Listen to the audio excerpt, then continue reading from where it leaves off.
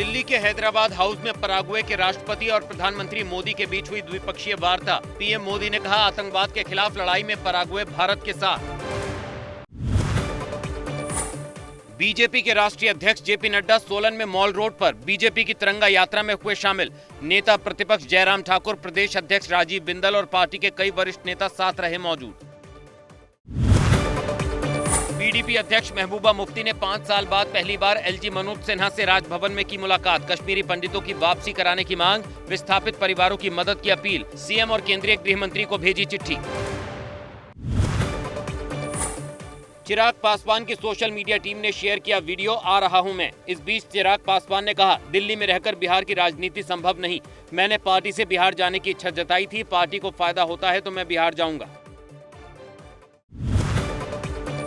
Muzaffarnagar rape कांड को लेकर आरजेडी नेता तेजस्वी यादव का सरकार पर हमला। बोले, राजनीतिक कार्यक्रमों में व्यस्त है सरकार, पीड़ित परिवार से मिलने का किसी के पास समय नहीं। तेज प्रताप पर लालू यादव के फैसले को बताया सही, कहा बिहार और देश हित में लिया गया फैसला।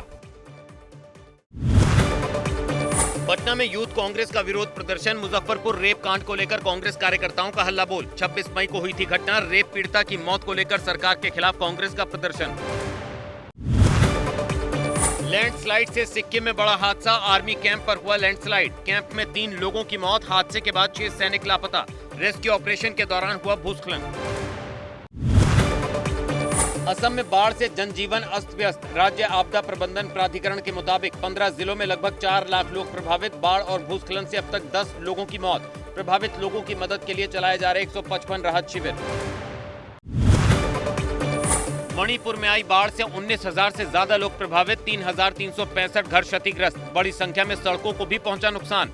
लोगों को घरों और प्रभावित इलाकों से निकालकर 31 राहत शिविरों में पहुंचाया गया। इम्फाल में भी भारी बारिश का दिखा कहर। लबालब पानी से भरी सड़कें। आवाजाही में लोगों को हो रही परेशानी। उफान पर इरिल और नंबुल नदियों का जलस्तर। खराब मौसम से बढ़ सकती है परेशानी।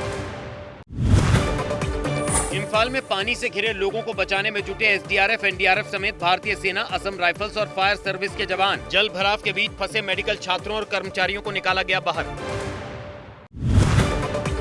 मूसलाधार बारिश से उफान पर तीस्ता नदी। बारिश और बादल फटने से कई इलाकों और पुलों को भारी नुकसान। कई इलाकों का संपर्क टूटा। प्रभावित इलाकों में राहत और बचाव कार्य जारी।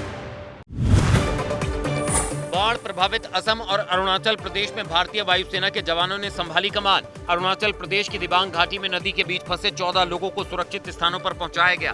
बचाव कार्य में MI-17 हेलीकॉप्टर की ली गई मदद। सीआरपीएफ और पुलिस ने हासिल की बड़ी कामयाबी। छत्तीसगढ़ के सुकमा में 16 नक्सलियों ने किया सरेंडर। 16 नक्सलियों में एक महिला भी शामिल। नक्सलियों पर 25 लाख रुपए का था इनाम।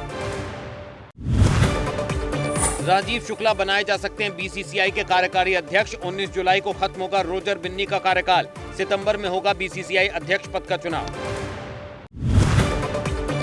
देश में कोरोना से मौत का आंकड़ा 32 हुआ। एक्टिव केस की संख्या हुई 3,961। 24 घंटे में 203 नए मामले सामने आए। 4 मौतें हुई। दिल्ली हाईकोर्ट ने केंद्र सरकार से मांगा जवाब। महाराष्ट्र में कोविड के 65 नए मामले सामने आए। कुल मरीजों की संख्या बढ़कर हुई 814। एक मरीज की मौत की सूचना। जनवरी से अब तक सिर्फ महाराष्ट्र में 8 लोगों ने गंवाई जान। जम्मू कश्मीर के गुलमर्ग में जून के महीने में भारी बर्फबारी। सफेद चादर से ढके पहाड़। बर्फबारी का लुत्फ उठाते दिखे पर्यटक।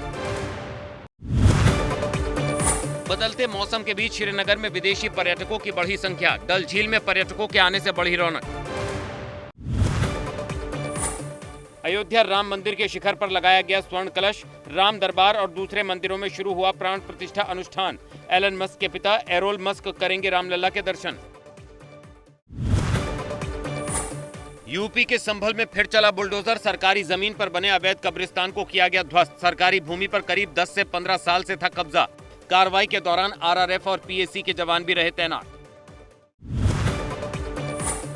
दिल्ली के सीमापुरी में 16 अवैध बांग्लादेशी नागरिक गिरफ्तार। फॉरेन सेल और स्पेशल स्टाफ ने की संयुक्त कार्रवाई। पुलिस के मुताबिक 18 से 19 साल पहले अवैध रूप से भारत में घुसे थे ये बांग्लादेशी। हरियाणा के ईंट भट्टों में छुपकर करते थे काम। दस्तावेजों के बिना मिला रोजगार।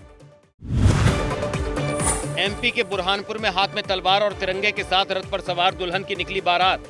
देशभक्ति और महिला सशक्तिकरण का दिया संदेश। ऑपरेशन सिंदूर में भी देश की बेटियों ने पाकिस्तान को सिखाया था सबक। एमपी के श्योपुर में नदी में नहाने गए 2 युवकों पर तेंदुए ने किया हमला। शोर सुनकर लाठी डंडे लेकर पहुंचे ग्रामीणों ने युवकों की बचाई जान। घायल युवक अस्पताल में भर्ती। गांव में दहशत का माहौल। वाराणसी में जापान के फेमस मियाज़की आम की फसल की सुरक्षा में 2 लोग तैनात। सीसीटीवी कैमरे से भी की जा रही निगरानी। 1.5 से 2.5 लाख रुपए किलो के बीच होती है मियाज़की आम की कीमत।